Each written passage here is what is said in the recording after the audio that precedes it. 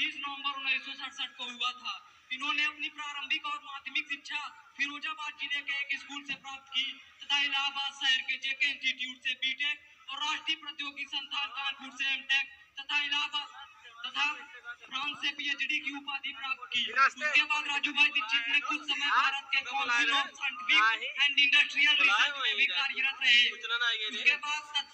उसके बाद पूर्व राष्ट्रपति एपीजे अब्दुल कलाम के साथ भी इन्होंने किसी रिसर्च प्रोजेक्ट में कार्य किया।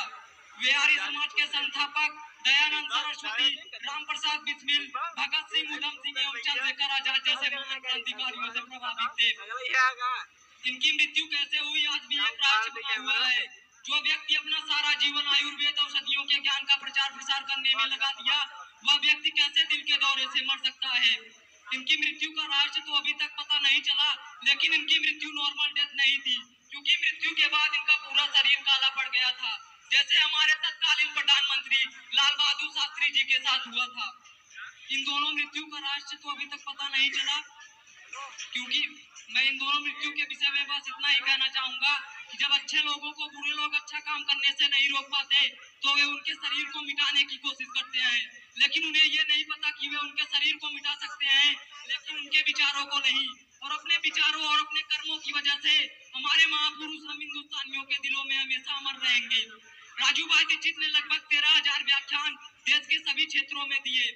राजू भाई दीक्षित एक ऐसे इंसान थे जो कि सच्चाई पर भरोसा रखने वाले एवं बिना किसी डर के बुराइयों के खिलाफ आवाज उठाने की हिम्मत रखते थे। इसलिए देश के सभी लोग इन्हें सम्मान के साथ राजू भाई कहकर बुलाते थे। इनका कहना था, मेरा हो मन स्वदेशी, मेरा हो तन स्वदेशी, अगर मैं मर जाऊं तो हो मेरा कफन स्वदेशी। और भारत में नोटबंदी तो नवंबर 2016 को हुई थी, लेकिन राजू भाई दीक्षित ने इससे कई साल पहले ही कह दिया था कि अगर भारत में काले धंधों को रोकना है तो 500 और 1000 के नोटों को बंद करना होगा।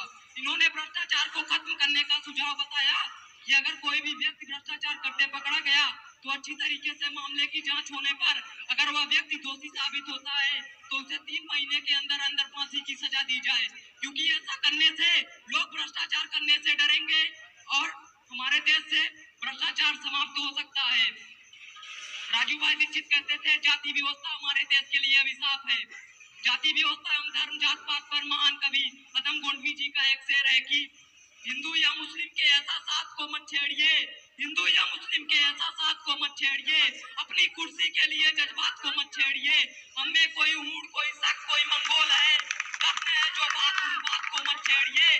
घर गलतियां बाबर की थी तो जुम्मन का घर फिर क्यों जले, घर गलतियां बाबर की थी तो जुम्मन का घर फिर क्यों जले। ऐसे नाजुक वक्त में हालात को मत छेड़िए, ऐसे नाजुक वक्त में हालात को मत छेड़िए। है कहाँ हिटलर हलाकू जारिया चंगेज का, है कहाँ हिटलर हलाकू जारिया चंगेज का। मिट गए सब कौम की औकात को मत छेड़िए, मिट गए सब कौम की औकात को मत छेड़िए। छेड़िए मिलजुल कर एक जन गरीबी के खिलाफ, दोस्त मेरे मजहबी नगमात को मत छेड़िए, दोस्त मेरे मजहबी नगमात को मत छेड़िए। कहना चाहूंगा कि मोहब्बत रहमान किसी की, मोहब्बत रहमान किसी की तो कुछ भगवान लिखते हैं, मोहब्बत रहमान किसी की तो कुछ भगवान लिखते